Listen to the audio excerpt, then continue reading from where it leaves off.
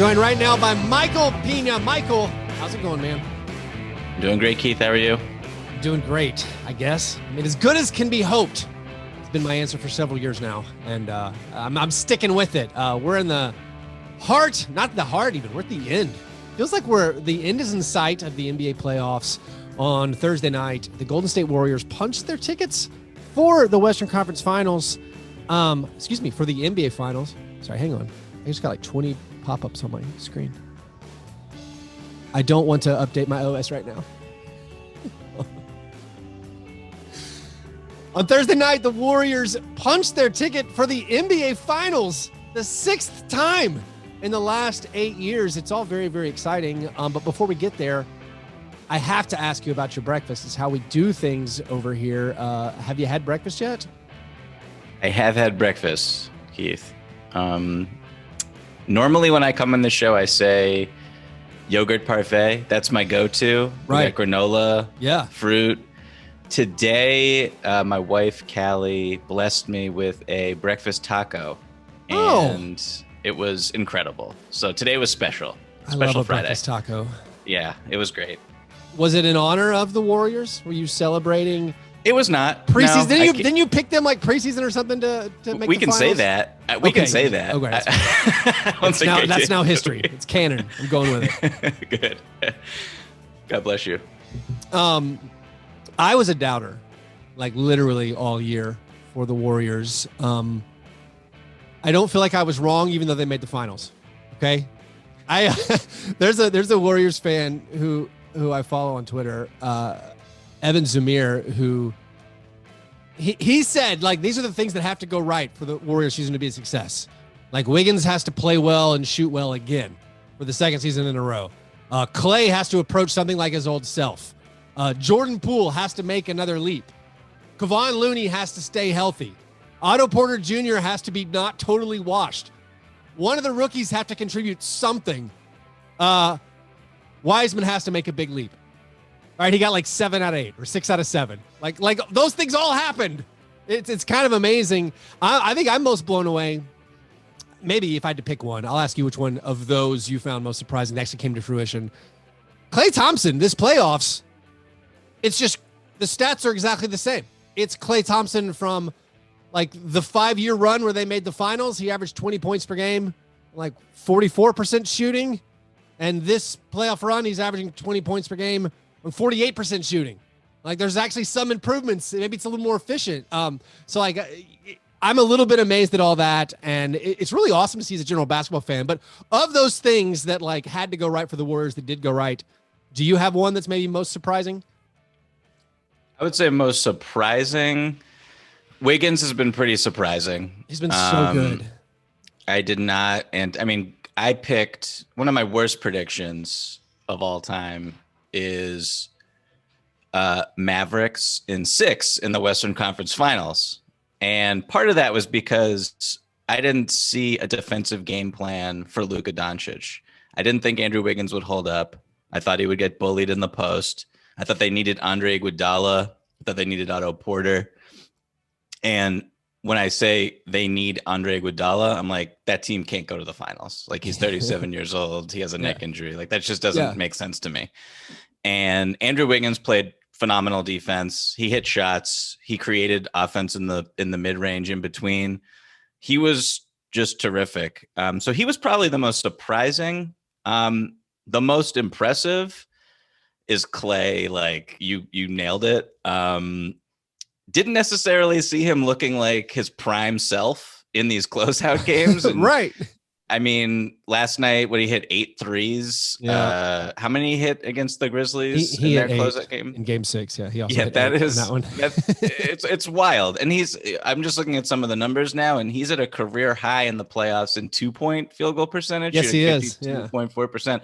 That's amazing, man. Like, Kevin Durant is no longer his teammate creating gravity. Right now it's Jordan Poole's been really good, but is still suspect in some areas and definitely not Kevin Durant. So like, just like, bravo to Klay Thompson, give him all the awards. I'm kind of surprised and a little bummed out that he didn't get the Magic Johnson award. Also, Kevon Looney probably deserved it, but this was, I think in total, it's clearly Steph Curry should have been the inaugural winner of the first ever conference finals MVP.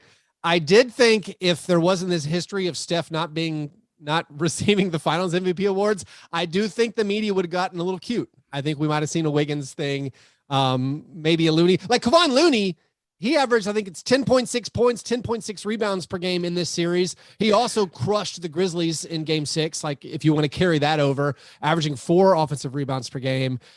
He absolutely great. The Clay shooting, like the career high for a postseason 2-point field goal percentage, like he's taking maybe just like, is it better shots? Because sometimes I thought in the first couple rounds he was taking bad shots. I'm like, Clay's actually, there's some chaff he could kind of get rid of as far as his shot selection, but like he's finally come around making the shots. The playoff Wiggins, where he shoots less, he plays more, shoots less, and rebounds more. It's like this. The Minnesota to Golden State Wiggins was one thing where it's like, oh, this guy's great, like just kind of a role player, not to disparage him by calling that, but he's fitting in. He's playing great defense, being athletic. He's scoring when the ball comes to him. And then it's even more in the postseason. He's like, now, hey, I'm just going to crash the glass all the time. I'm going to shoot even less. And then like you say Poole, like, yeah, Poole has his flaws. He can get dropped on defense, but if you average 16 points per game on 64, 40, 100 shooting splits, you're allowed to give up some stuff on defense. I think. Yeah, absolutely. Poole is extremely dynamic. Obviously, he hit game 3, the basically like the game winning 3-point shot. Maybe it was I can't remember in the Western Conference Finals which shot it was, but having him as a weapon, having him as an independent shot creator and someone who really, we just talked about Clay's 2-point percentage, Poole shooting 65% inside the arc, which is just absolutely remarkable given his size and his finishing ability around the rim, like just the craft and the English he gives the ball off the glass. Like he's a phenomenal offensive player. Sometimes he gets a little too cute and take shots that are probably outside of Steve Kerr's offense in a way that is a little bit detrimental, but you kind of live with it. I have to push back. That is Steve Kerr's offense. I think guys getting a little too cute, shooting some bad shots. That's the Warriors' way. That's this dynasty's way. I mean, it's worked for them. When it goes badly, you're like, wow, I guess Steph shouldn't have thrown that behind the back pass. But I mean, they all do it. Like that seems to be the kind of the culture. Sure. The turnovers probably are taking, I don't think Steve Kerr would be proud of them necessarily in terms of what he's kind of trying to strategize out in these games. But no, he just fits in the system, I guess is a good way to play it for good and bad.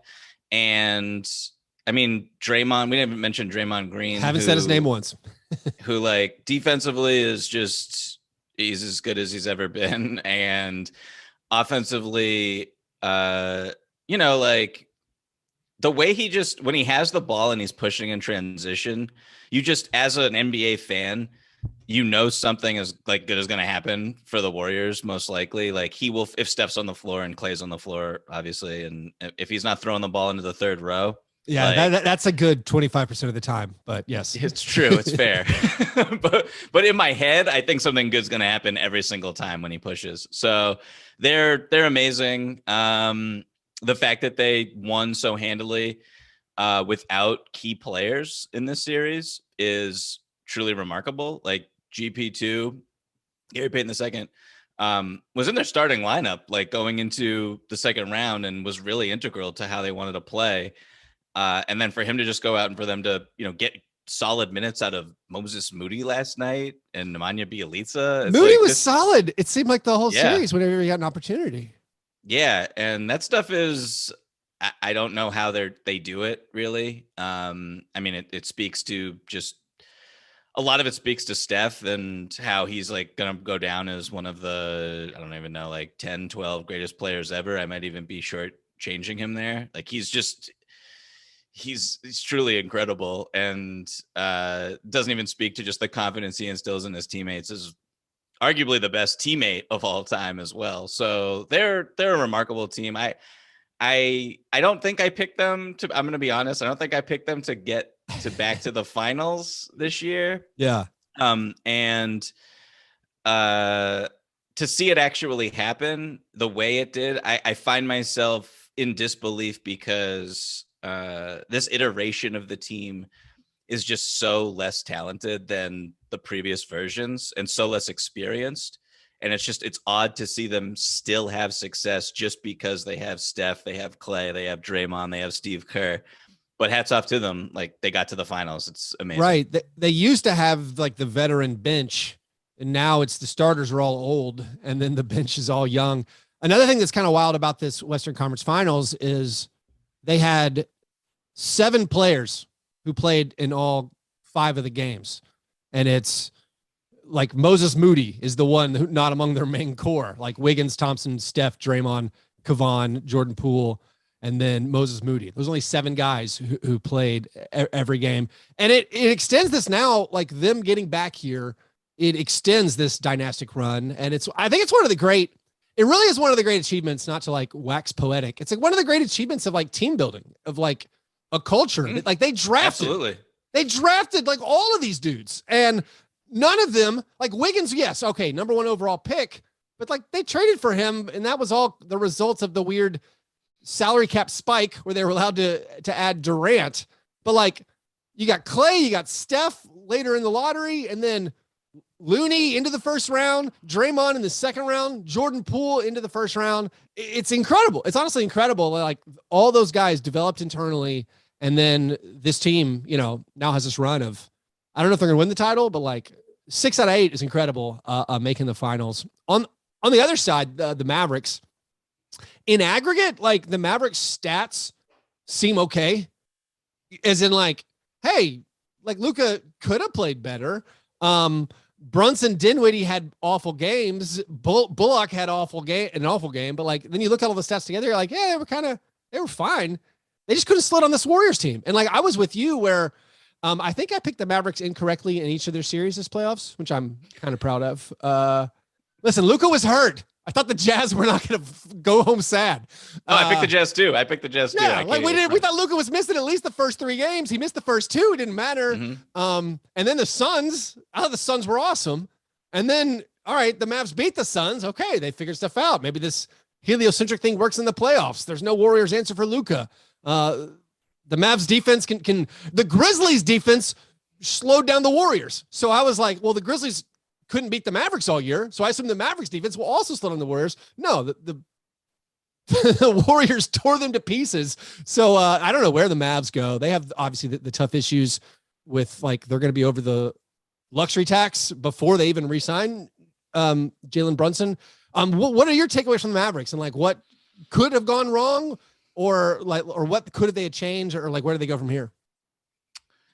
Yeah, I'm a little bit split on what to make of this season for them. Obviously, you have Luka, who, like, he's just going to go down as one of, if not like the greatest offensive player in NBA postseason history when it's all said and done. Like, he's just the shots he was hitting in the third quarter last night were just, when they were making their comeback, it's just like, what is even happening? What am I watching right now? Yeah. And he was the single reason that I picked them to win this series. He's the single reason that I picked them in 7 to beat the Suns.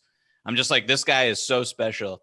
So they have him, and he's 23 years old. Like, that's unbelievable. So as long as you have him, that's terrific. As long as you have, it seems like they've established a defensive first culture minus Luka, which is pretty funny. But everyone around him really has bought into Jason Kidd's schemes and Sean Sweeney's schemes defensively. So that's terrific. And, they have 3-point shooters, and they have, I guess, Spencer Dinwiddie is an okay third ball handler. Jalen Brunson, you mentioned, is someone they got to bring back. We'll see what happens there. I don't know if that's like the guy that you want to just pay $90 million to and then be like, all right, this is kind of our team right now. So that's why I'm a little like, okay, where do they go from here? Do they need another star beside Luka? I don't necessarily believe that. I just think he's that special. And if you have great defense, and if you have collective shooting around him, then that's enough. But I also am looking at the circumstances of this run, and like the Clippers did not have a playoff run because Kawhi Leonard was not available. Kawhi will be back next year. The Clippers are like, in my opinion, the favorite to win the title next year. The Denver Nuggets did not have Jamal Murray. They have a 2-time MVP. They're going to be absolutely incredible next season. So I wonder if they are. I don't think they'll be as bad as the Atlanta Hawks were. You couldn't have thrown a bone to the Grizzlies. Looking forward to next year. Hey, it goes without saying. Goes without saying. Of course. I'm sorry. Go ahead. Yeah. Grizzlies are going to be great for years to come. They're amazing. But it's just the Western Conference is a bear, I guess, is a grizzly bear, I guess is what I'm trying to say. I'll allow it. And so I don't know if they're going to be like the Hawks next year where they have this amazing run because of, contextual circumstances that are beneficial to them. And then there's just this letdown. They bring everybody back and they realize, oh, wait, we actually weren't that good. So it's going to be interesting. I do not envy the task that Nico Harrison has to deal with this and deal with Jalen Brunson and how you get another capable secondary ball handler, how you get Luka to, buy into. Jason Kidd called him out essentially indirectly after the game about we need to get in shape. Like, are our guys going to get in shape this summer? So I think Luka will get better. And he single-handedly raises your ceiling. But what's the floor for this team? I think is a little dicey right now. Yeah, I think I can already see it now. Like, I'm pretty sure Cuban does not want to pay Jalen Brunson as rich as Cuban is. I don't think he wants to get that insane with the luxury tax. I've never seen anything that says he does.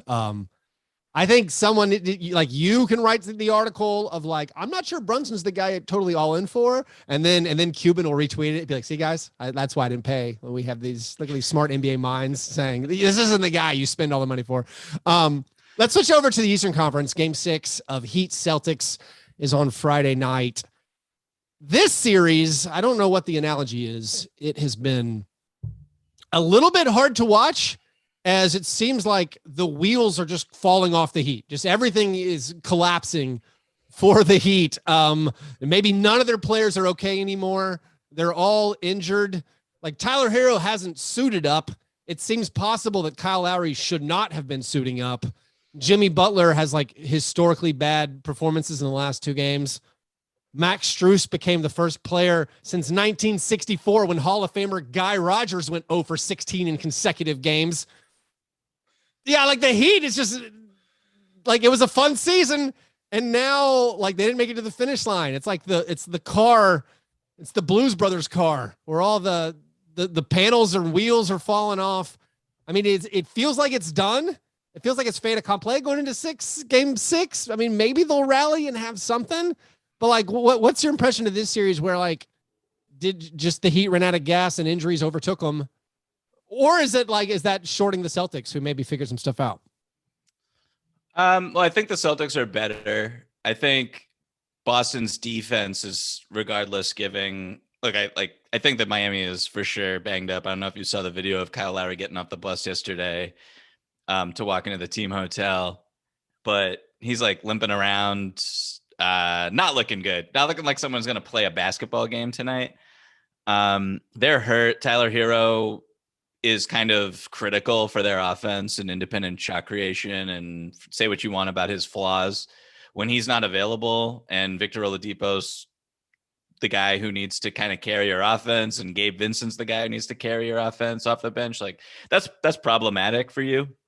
But Boston's defense is it's like one of the best defenses I've ever seen. It's awesome. And the way that they can drop, they can switch, they can play huge and still be versatile with Rob Williams blocking corner threes, with Al Horford just being, I mean, he can switch on to basically any player in the league right now, it seems, and move his feet laterally and stick with you and get blocks from behind and just recover in any circumstance. Marcus Smart is the defensive player of the year. And when he came into the series in game 2 and guarded Jimmy Butler, it was like a noticeable change in just the energy of the team. Jaylen Brown, Jason Tatum, these guys are like all defensive team caliber defenders on the wing. I I can just like name everyone on the team. Yeah, like every Celtic who plays except maybe Peyton Pritchard.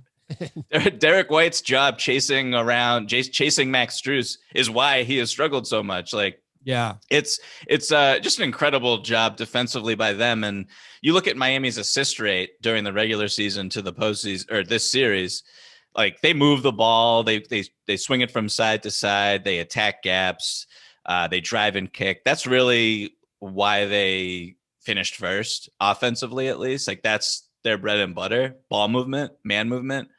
And because Boston just like decides, hey, you're going to play isolation basketball tonight against some of the best isolation defenders in the league, that's really killed them. Like their assist rate is just, it's down like double digits in this series from what it was. And I don't know what the answers are. I wrote this feature today about Eric Spoelstra that I'm just going to shamelessly plug right now on SI.com. That's why you're here. No, thank you.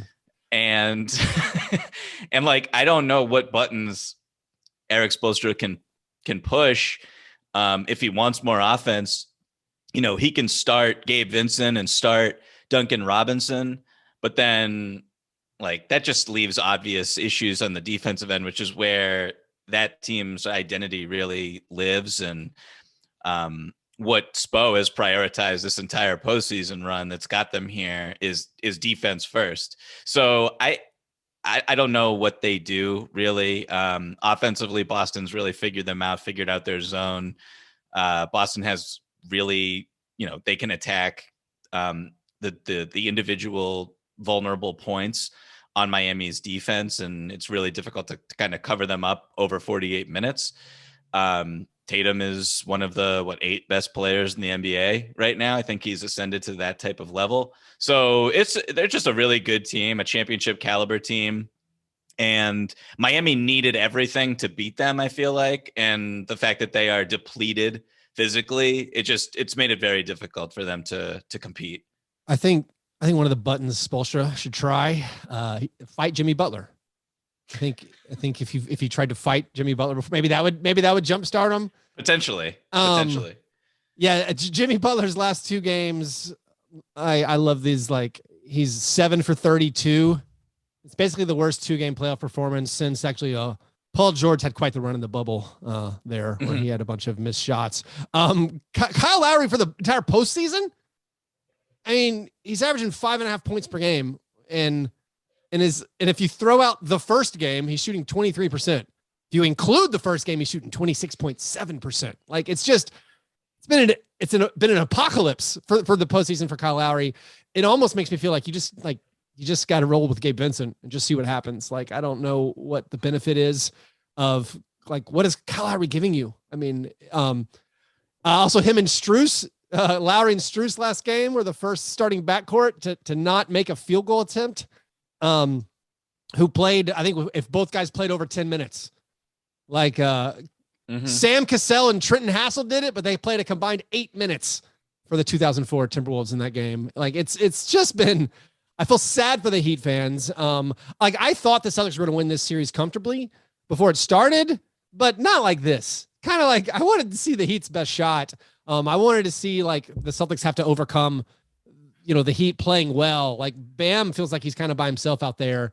And it's been, I don't know, difficult to watch. I'll say in a way to maybe reverse jinx us into getting a game 7. Let's go ahead and predict who wins the Celtics Warriors finals. All right.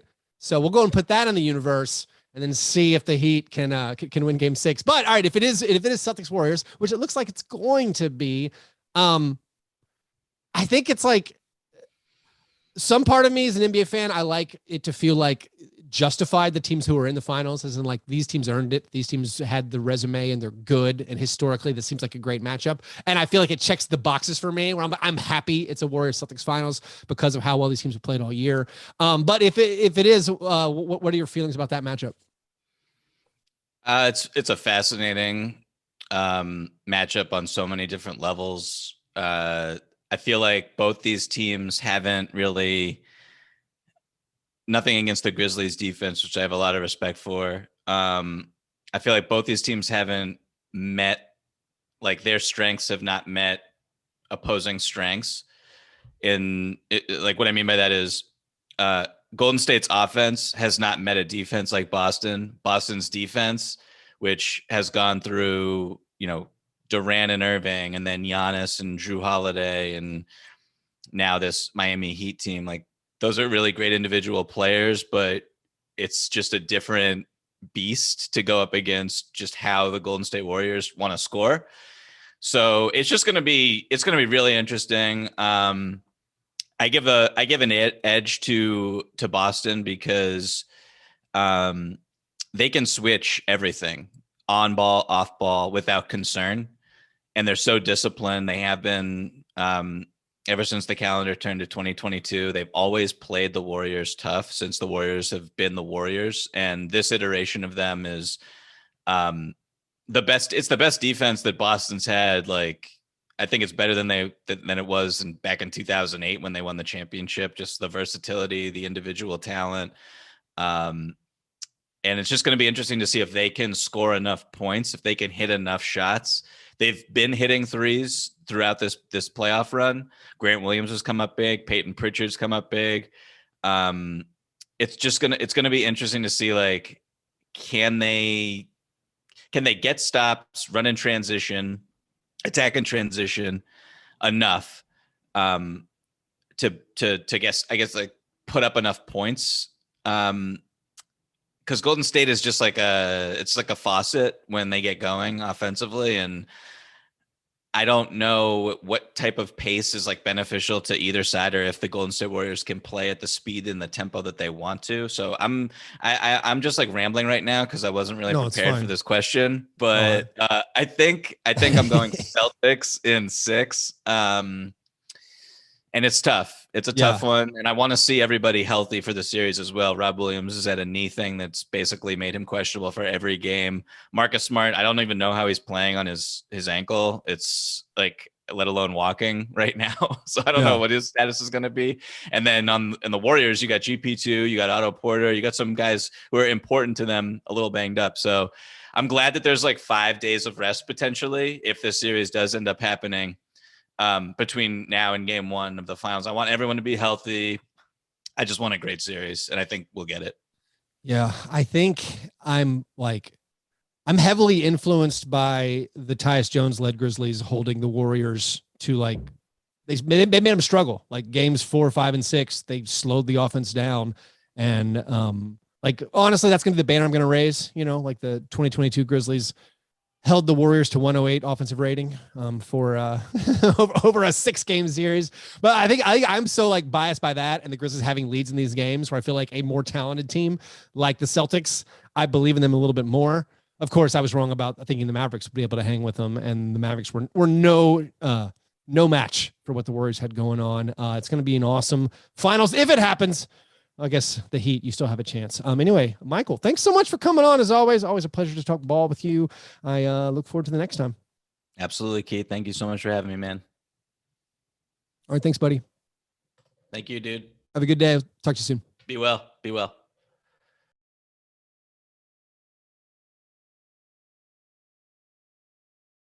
It's now time for the last drop. It's been a minute, but I'm joined right now by my buddy, my favorite Suns fan, Damian Anaya. Damian, how are you? How are you doing, man?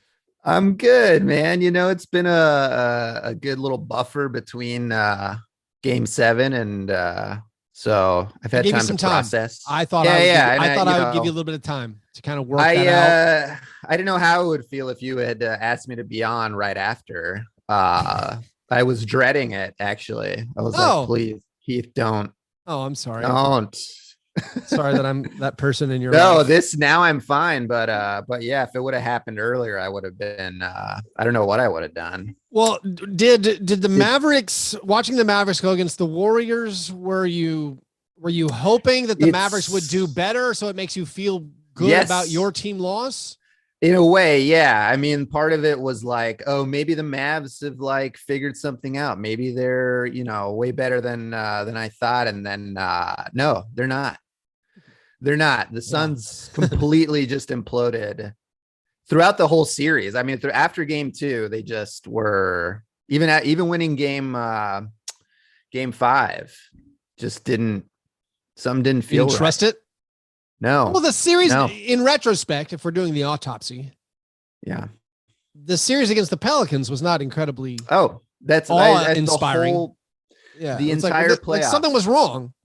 Something was wrong. And then game 7 felt like they had seen something they shouldn't have before the game, you know, like Monty Williams, like took his head off during the game and was like, hey, I'm a robot, by the way. I'm a cyborg. They saw a vision of the world 10 years into the future. Yeah, absolutely. I don't know how we're to play basketball. Right. And Chris Paul said as much before. I think it was after game 6. I think he was like, hey, you know, basketball's not life and death. You love going to go into this. I'm like, I know fans were insane. You don't love hearing that. You don't love hearing the pronouncements. I want to say Taylor Jenkins last year against the Jazz, down 3 games to 1 before the game was like, they're just a really good team. We've had a great season. And you're like, man, it's not over. I guess it's over now. You just called them a really good team. And like, you're saying like, it's really hard to stop them like that. All right. We're going to give up 75 points in the first half. And yeah, we did.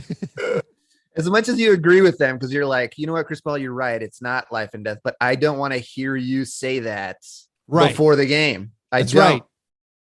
I don't care. I know. I agree, but I don't want to hear my star point guard say that specific thing before a game as much as you feel it or believe it. I mean, the Mavericks going out sad against the Warriors, that's also detrimental to Chris Paul's legacy, right? Does that add to Chris Paul legacy? I mean, it has to, right? You can't, I mean, everything, right? It's like you're 8 games better than the second best team, right? Like that's unheard of. And then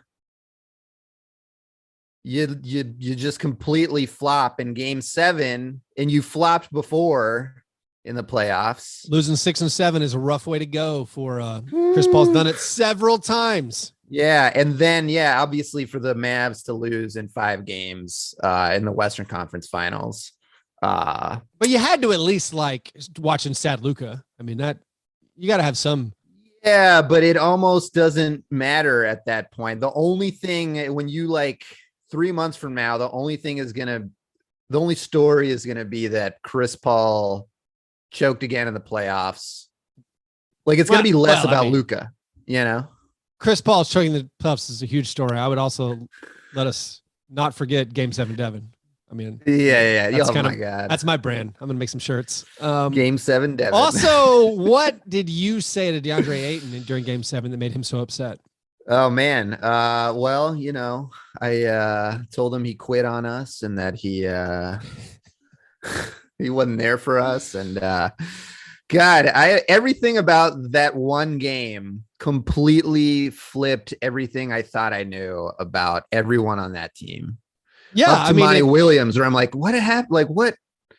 Did you have no answers for that at all? They just trapped Devin Booker and that's Did the genie's spell run out when they met the genie at the bubble in Orlando and they agreed, like, listen, you can win 80% of your games over the next, I don't know the exact name, over the next 450 days, you're going to be allowed to win. But on day 451, it's over. And then it was like, that was it. They're like, now, like next year, the Suns are going to go 28 and 54. I think it was closer to that. I think there was some meaningless, like 2 or 3 games at the end of the season that they were like, oh no, we just won those 3 games that we needed for the playoffs or whatever. And they used it up. They used it up like inadvertently. They were like, oh, Ish Wainwright went off. Like we didn't expect that. He just cost us the trip to the finals. Every time I hear his name, I think he's a musician. So what are the Suns now have this issue with DeAndre Ayton where he's a restricted free agent. Yeah. They're facing down a lot of salary cap concerns. Yeah. I'm hoping to pry free like a Cam Johnson. Also, like, what happened to Cam Johnson and Mikal Bridges? Like, were those guys just weren't? It turns out they weren't good enough. Oh man, Mikal, it's just so weird because Mikal is the weirdest. I think Cam Johnson maybe was still reeling from his quad injury. Okay. Mikhail was weirder because I was like, it's just also weird. Like that game 7, like I remember instances of him, driving or dribbling into the paint, having a easy, I don't know, 8-foot shot and not taking it, looking for like the 3-point outlet or whatever. That was weirder to me. The Mikhail disappearance was way more strange to me than Cam Johnson. Like Cam Johnson was not playing well, but he was at least like putting up shots and just getting bullied on defense. Like just getting completely manhandled by Luka. Which, I mean, that happens. Right. To everyone. Not a lot you can do. Yeah. Well, now that you know for a fact that last year was the closest you'll ever get to a title. Although we said that last year, we understood that. I know. You never know, man. We're gonna win 74 games next year. We're gonna win so many games, and then we're gonna lose in 4 to lose in the first round to the to like Oklahoma what do you City even have all Thunder. like? I don't even know. I mean, I've never been here, so I can't put that much fun. I've never been here as a fan. Like the Grizzlies are obviously they had a great year. They finished 8 games behind the Suns with the second best record. But honestly, we were happy to be there. We have regrets we didn't win the second round, but we were happy to be there. And now going forward, it's going to be, oh man, hopefully we get to the precipice, and then like how do you come back from that? And this was the year. This was the sweetest year. And you just, the whole season, I thought it was inevitable. And I thought it would be a cap on what happened last year. Even last year was like, oh, that was cool. That was fun. Even as heartbreaking as it was like, we weren't supposed to do that, Yeah. And this year it's like we were supposed to do it. Yep. So, expectations are it's whatever. That way to go out, I'll think about it forever. I know it's not even. It's worse than losing on like some, even last year, I think game 6 when Devin lost or Drew Holiday stole the ball. It's like, that sucks. Right. Yeah. Game 7 had so many elements to it that you're like, I don't know what happened. Yeah. So it's almost worse. Well, who are you rooting for if it's going to be Heat, Celtics, or Warriors are left? If they were, feels like it's going to be Celtics Warriors. If the Heat made it, I would jump on the Heat bandwagon, but I think it's going to be Celtics. And I think I'm going to jump on the. I don't know, man. It's a part of me feels a little sweet on the Warriors story right now. So it's a pretty cool story. It is. It is, and they're getting older. I've never liked the Celtics, but I like their players. I adore them. Like I adore their roster. Yeah. I also think it's kind of funny if they win the title the year after Brad Stevens is like, maybe I shouldn't coach anymore. That's funny to me. Oh yeah, absolutely. But yeah. Well, and the whole Durant thing too, he left and like the Warriors are back and like that part's that cool. sort of little revenge story. I think it's cool that this is like an organically put together Warrior squad. Like they drafted everybody. That's what I keep talking about. But either way, the online discourse will be disgusting and I hate it. And there are no good winners. As it always is. As it always is. Well, anyway, Damian, thanks for coming on. Thanks for bearing your soul. Well, thanks for giving me a little needle time. The wound a little bit. Just play around. Thanks for giving me a little time to process. I appreciate it. Well, thanks for dropping in, and look forward to talking with you again. Yeah. Thanks, Keith.